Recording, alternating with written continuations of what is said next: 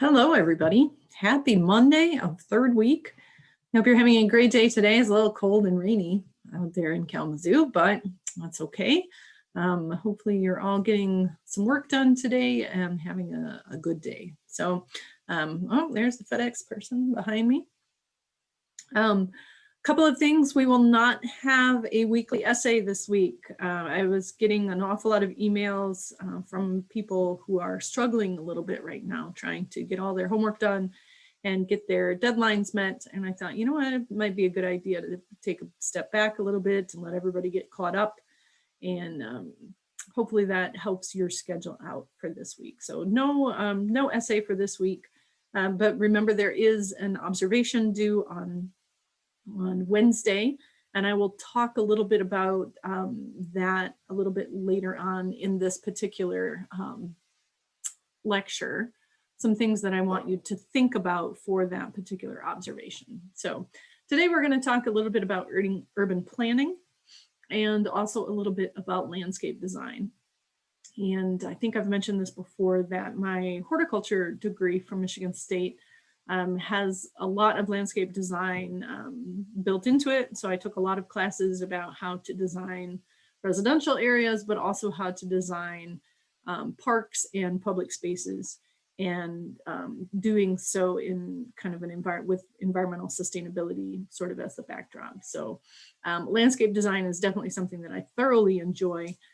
And I hope in this lecture that you see a little bit about its importance in the urban landscape. So just a bit, right, about urban planning. The definition of that is just the technical and political, and that's important, right? That's a very important little part of this definition. So the technical and political process encompassing land use and development. And so when we're talking about technical and political, of course, we're talking about permissions, right? And that can mean zoning, right? And zoning is typically different communities will have a zoning commission. And the people who are on that particular commission help make the rules about what kinds of building and what kinds of development can occur in any particular space. And in addition to that, we talk about environmental protection, right? And that goes into the land use and development part. Of course, here in Michigan, wetlands are a big source of concern in preserving those wetlands from development. And also, of course, is human welfare, right? So where do developments happen? Can you put an oil refinery right in the middle of a residential neighborhood? The answer to that should be no. It isn't always no, but it should be no. So urban planning is a lot of political issues and sort of community kind of input, right? So input from the community. And so one of the things that urban planning has to take into account is who or what is coming in and who or what is going out. And when we're talking about who or what, we're talking about people, right? So humans, but we're also talking about things that are not human, like in this picture, our beaver, right? And also things like moose and deer and jaguars and all kinds of creatures that roam about. But we're also including abiotic factors in this. Okay, so what type of water is coming in? What type of water is going out? What's happening with our soil? What kind of soil is coming in? What kind of soil is going out? Pollutants and all those things. So it's easy for us to sort of visualize the human aspect of this.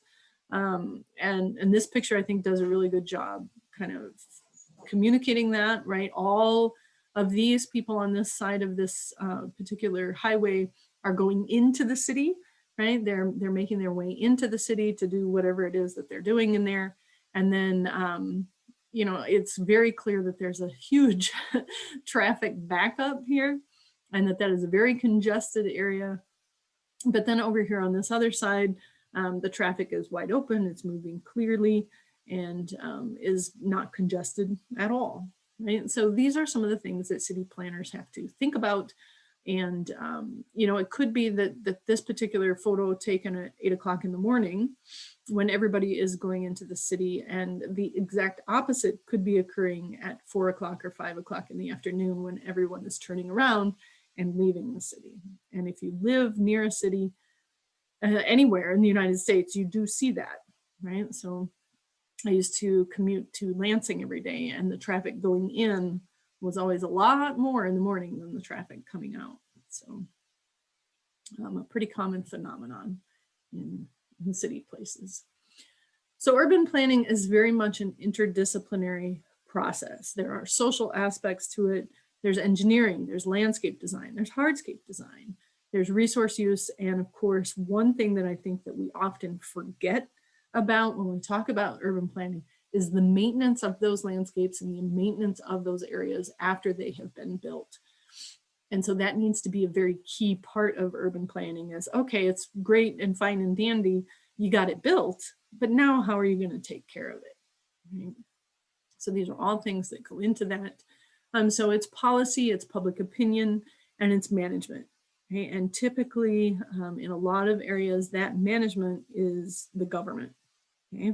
And they put a picture of the Kalamazoo courthouse here just to sort of bring that particular point home. Right? So another thing to think about in cities when we talk about urban planning is there are many governments within what we might call a geographic city, right? So if you think about here in Kalamazoo, we also have the very close neighbor of the city of Portage, right? And for those of us who did not grow up in this particular town or these two towns, that line or that division between those two cities is sort of blurry, right? I personally don't know where the city of Kalamazoo stops and the city of Portage begins, right? And so, but those two governments are separate, and the people who make up those communities are different, right? But how are they working together? Because in reality, the city is sort of this big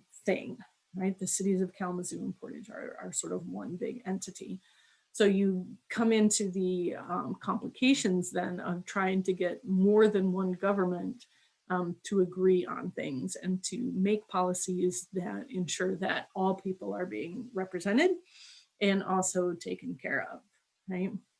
So the purpose is to optimize the effectiveness of a community's land use, right? And its infrastructure. So land use is important, we've talked about that, but infrastructure as well, when we're talking about bridges and dams, roads, all those kinds of things. Right? So for this week, for your particular observation, I want you to think about these questions. Okay, and landscape design often begins with what we would call a landscape function analysis. And what that means is we're looking at the soil, we're thinking about nutrients, and we're thinking about water. Okay, and how those three things sort of work together. And what are the things that go into soils and into nutrient recycling and into the water infiltration. And, you know, the questions then become, okay, how well is this land functioning in relationship to those, to soils and water, right? What elements contribute to that? Do we have a lot of rain gardens? Is there good runoff?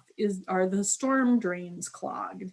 There's a lot of questions that answer whether a land is functioning efficiently.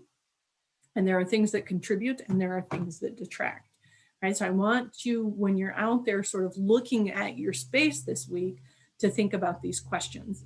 And the last one then is, how can this landscape be altered functionally? Okay, so looking outside in your particular space, how could you make it better? How could you make it function more efficiently or more sustainably? So think about these things and include this in your landscape analysis for the week. Okay. So one thing that I want to make sure that we hit home today is that landscape design absolutely must involve the community. And this is something that we see often overlooked. in urban planning is that we have people who have really good degrees and who really understand the book part of, developing a landscape, but then they don't talk to the people who live there and ask them, what is it that you want? What is it that you would use? What is it that you would find helpful in your neighborhood? And so it's important in any urban planning project to talk to the people who are living there, who will be affected by whatever changes it is that you are going to make. And one of the other things that we focus on a lot, and I warned you that I was going to spend some time on this in landscape design, is the sense of place, right? And sense of place is just the human perception of a space. Typically for this class, we're talking about outside spaces. And it's important for you to understand that it depends on who is looking at the space. Okay? So when I am on the quad, I feel something different than when you're on the quad. And the same, so the typical example that I use for this is how does Dow, the building, right? How does the Dow Science Center make you feel? I want you to think about that for a minute, because the way Dow makes you feel is most likely very different than the way Dow makes me feel. And Dow to me is a place where I feel home, right? Because that's typically where I teach out of. That's where I feel at peace with myself as a professional. And I look forward to going there. Now, if you were to ask me about the chemistry building on the Western Michigan University campus, I would tell you the exact opposite. That now 20 some odd years after graduating from Western, that I still can't quite go to the chemistry building there because I have bad memories, right? And I remember stress, and I remember pressure, and I remember failing exams, and I remember organic chemistry and how difficult it was to get through that course, right? So that sense of place is very different. And so Dow to me feels different from Dow to you. In addition to that, your perception of campus will change over time. And chances are it probably already has. Okay, so thinking about the fact that we took for granted the fact that we could be on campus and that we could walk around and go to Hicks Center and go to Dow, for that matter, in person to go to our classes. Now that seems very nostalgic, right? And looking back at those times that we spent on campus this time last year. Okay? And now here we are a year later with the pandemic and being unable to participate in those same activities on our campus. That has changed our historical context of it, okay, and what campus feels like. And 20 years from now, when you are all alumni and you return to campus for homecoming or, for whatever reason, campus will feel different for you 20 years from now than it does today, right? So those types of things change over time, and sense of place definitely influences our well-being, right? Going back to that chemistry building there on Western's campus, that stressed me out a lot when I was an undergraduate. And to this day, my sense of well-being is altered a little bit when I think of that particular building. So sense of place is very important in a space at any given time. And it, like I said, it varies from person to person, depending on who is looking at it and what their, sorry, we got Paw Patrol over here. Like I said, it depends on their historical sort of well-being. She's very concerned with what's happening. Hey, Pixie, stop. Sorry, I used to cut lectures and start over when that happened, and I just can't do that anymore. It takes too much time, so hopefully you don't mind that. Okay, enough. So how do we establish sense of place? And again, this goes back to communication, okay, and understanding diversity.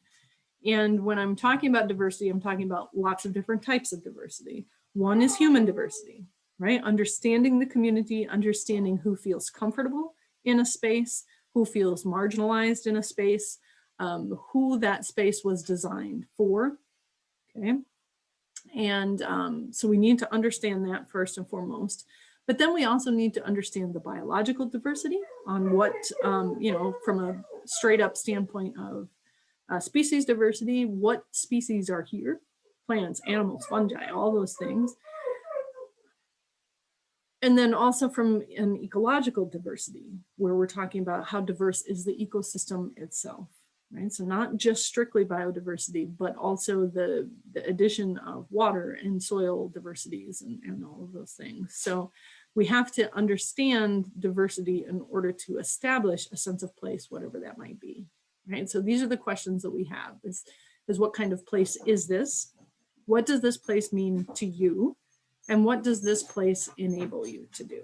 And all of those questions are really important when we're trying to establish a new area to be planned out. So the first thing that we talk about in landscape design is design intent, right? What is the purpose of the place that we are designing? What is the vision of the site? And you have to think about lots of things like movement from, you know, throughout the space, to what are the aesthetics? How is it that I want people to feel? This is just a landscape design of a big fancy resort in Costa Rica. Okay, and some of the things that you would see in this particular design plan, when I look at this, is that there is one way in. There's one way in, and once you get into this particular space, you're sort of protected throughout by buildings and sort of this human-made wall, right, that's there against the road. And once you're within that space, there's pretty easy ways to move throughout the resort itself. So thinking about movement, thinking about aesthetics, thinking about purpose, right, it's important. So one of the things that I want you to notice this week as well is how your particular landscape has been designed. And it has been, whether you know that or not. There are certain design elements that you see throughout neighborhoods and throughout much of Kalamazoo. So one of the things that you should pay attention to is lines, right? And lines and the way paths are developed. And this is a good example. This is actually downtown Battle Creek. And so if you've seen, sorry, if you have noticed the way that downtown Battle Creek is laid out, this is a pretty straight line. But recently they bricked in these hardscapes that are very curvy. Okay, and what those do is those encourage people to just sort of wander, right? And the idea would be that you are spending time in downtown Battle Creek, you're looking at the shop windows, maybe you're going to have a stop and get a cupcake. And those paths actually subconsciously slow humans down, right? When they're not in a 100% straight line, when we vary things up and put these sort of wandering pathways in. Now, what do you think this was designed for? We have a beautiful park, right? It's very clearly, very well kept, right?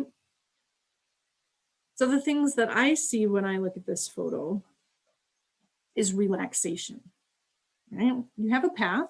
It does not go in a straight line. It's leading you to some hidden space back here. You don't know what's over here, but you're kind of interested. You'd like to find out. So this is a nice relaxing path. The other thing that's nice with this particular design is that you have a lot of resting places, right? So this path in my head is designed for people of all ages.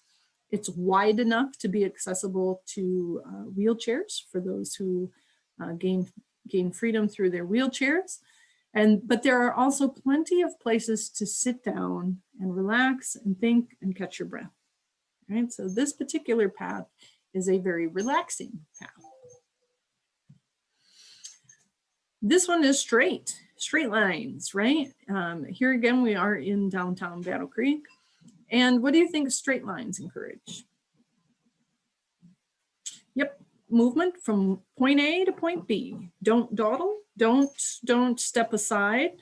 This path goes more to even being just in a straight line, but it is lined very clearly with borders. And those borders are keeping you moving ahead. You're not going to dawdle and look in the windows over here, right? You've got places to go and people to see, so keep it moving. Right? So this is a very straight line path, and they are encouraging movement. How about this one?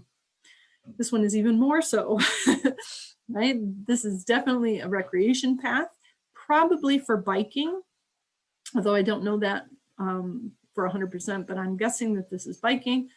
There is no room to move off of this path, right? They have used trees very well here to kind of form this border to keep you moving down the line. So another thing that we see fairly often in landscape design is what we would call a buffer or a break. Okay, and buffers and breaks are meant to design. It's a way to design a barrier. Okay, so similar to the barrier that we saw here with the trees, right? This particular landscape design has a border probably of hedges, possibly of what does it tell me what they are? No, it doesn't tell me what kind of plant they are, but probably some sort of hedge or small shrub, and that's keeping people away from the railroad. And so it keeps you from wandering over there. In addition to keeping people off of the railroad, it's also reducing the noise that you would get from those tracks.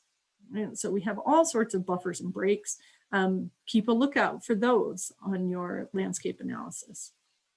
Buffers and breaks, like I said, they reduce noise, which we'll talk about later on this week, some noise reduction ways to input plants, but they also change wind flow.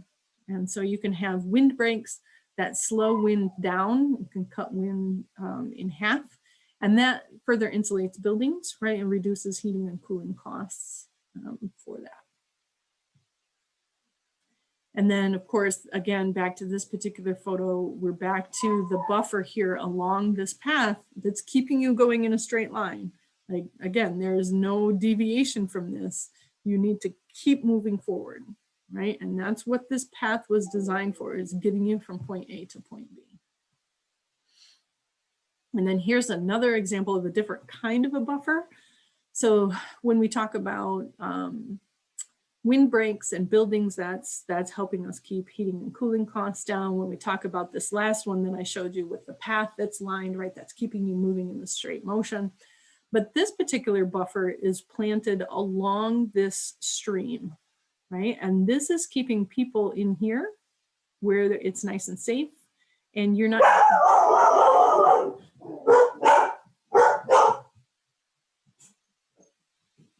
getting people wandering into the creek and falling in or causing damage to the sides of that particular creek bank, right? So this particular buffer was planted, A, to protect humans, and B, to protect the creek. Okay. So the other thing about landscape design that's incredibly important, but often overlooked, is just simply aesthetics, right? And I think I mentioned earlier in the course that it's okay to value something just because it's pretty, right? And I'm definitely this way, right? I love weird looking plants. I love plants that are unusual and that are growing in a way that maybe they don't typically grow. But this is a great example of that, right? Is this particular garden, there's a lot of color here. There's a lot of different textures and the way that the plants are combined together. And so this is very beautiful. At least I would find this very beautiful. Now, there are other people who would look at this and not like it because it's very cultivated. Okay, they prefer a more natural space, and I totally respect that. Right. But again, it's one of those questions that has to be asked, like, what do you want? What do you want your space to look like? And if you want your space to look more natural, then you have to design accordingly. Now, this last picture, I'll go back to this one for just a second. I want to also point out that in addition to aesthetics here, there are tons of niches in this particular photo, right? So lots of different types of flowers that provide food for bees and other insects, as well as birds and small amphibians and reptiles. In addition to that, so in addition to species diversity, we also have a diversity in the amount of and the types of nesting areas or shelter. Okay, a bunch of different kinds of things that could be seen here. We have tall trees, medium trees, short trees, very, very small shrubs. So there's a lot of different types of shelter here as well. So as far as habitat goes, there's a lot of different habitats in this particular photo. Now this one, this is a mess, right? And if you look at this carefully, you can see that the lawn here is actually fake. Okay, so this is AstroTurf. This is plastic grass, and it does not require much maintenance. Okay, it doesn't require any mowing. I'm not sure what kind of maintenance it would require other than maybe vacuuming it once in a while. So even though there are a lot of people who would look at this and say, yes, that looks very nice, there are very few habitats here in this particular photo. So you got a couple of palm trees that would have some habitat and a couple of shrubs up here. But for the most part, this is a very sterile environment. And I should point out that this is not uncommon. So even though we don't see this very often in Michigan, turf like this is pretty common on the West Coast and into the southwestern part of the United States. This is sort of somewhere in the middle, right? We talk about turf grass as being low in biodiversity. This is a very formal garden, and there are several different species here, but for the most part, this is very formal. Much fewer species than we saw in the first picture, but there's still some habitat here, right? We have some habitat in these funky little topiary type trees. We have a fountain, which can provide some habitat, and also some nesting sites and some places to hide in this surrounding area. So even though this looks very formal and species diversity is pretty low, there still are some niches here. I love designs like this one because you have, in addition, so to me, this is beautiful. I love the way this looks. I love the color. I love the way that the lines are sort of wavy through here. This is an informal garden. But what I really love about this particular photo is that this is not just about aesthetics. It's also about food, right? And this is a type of residential landscape design that we're seeing more and more of, where people plant flowers and plants to be beautiful, but right alongside them, they'll put some cabbages, right? Or some lettuce, or back in here, this is some chard, and this is some another type of green in the cabbage family. I can't really tell what it is, but so you're intermixing your aesthetics with your vegetable gardening. And in doing so, you get this sort of beautiful informal landscape design. So one of the things that makes a design sustainable is how much maintenance it requires. Okay? So when I look at this photo, this particular landscape doesn't need a lot of maintenance, although it does require some. This area here of the lawn is mowed, okay? This is probably either blown off or brushed off on a fairly regular basis. It's got some leaves on it now, but it doesn't look too bad. The park benches are in very good shape. They might require planting or cleaning from time to time. But there is maintenance that's required here. If this branch loses a tree, this tree loses a branch, you would have to go in and cut that up and clear that away. And you can tell that in general, this particular space is very well kept, right? And that takes money because it takes human power to do it. And so maintenance costs money. This one probably takes quite a bit of money because you need to be able to keep this pathway clear, right? And any branches or sticks or anything that fall onto this particular path could cause a pretty bad bike accident if you were going fast enough. So that one requires some maintenance.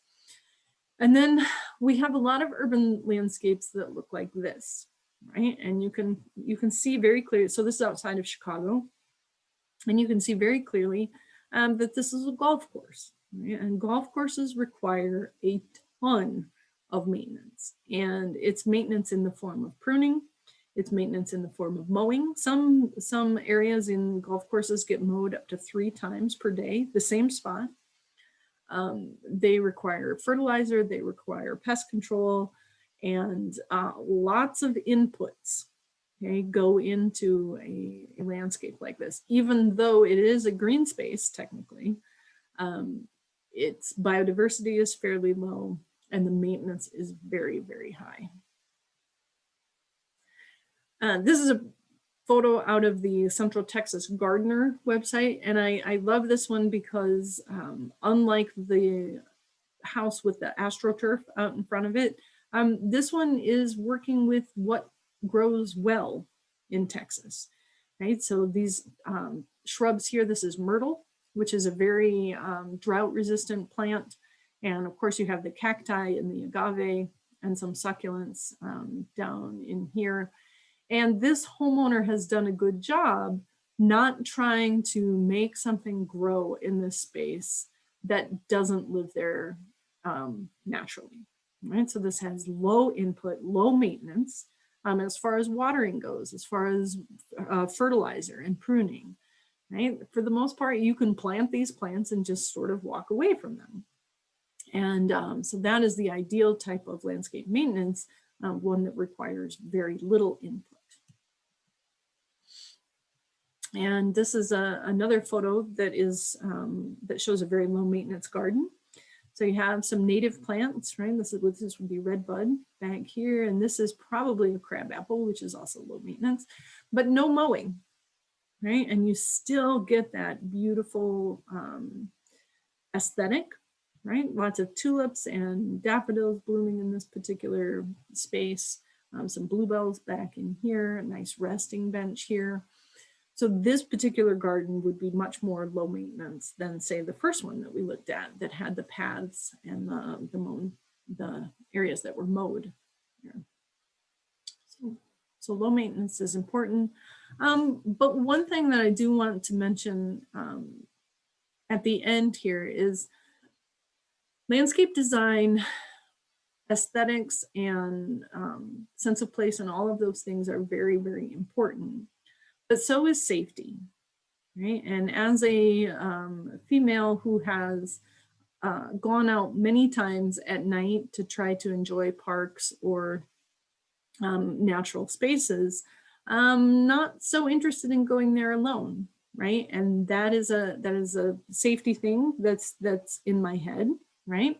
But many parks and many areas then use artificial lighting to ensure that people feel safe in these environments. And we're going to talk about how lighting affects crime rates and sense of place, and also just general comfort in the lectures that come in the next couple of days. So just something for you to think about, that when you're designing a landscape, you also have to think about how people feel in that landscape as far as their own personal safety is concerned.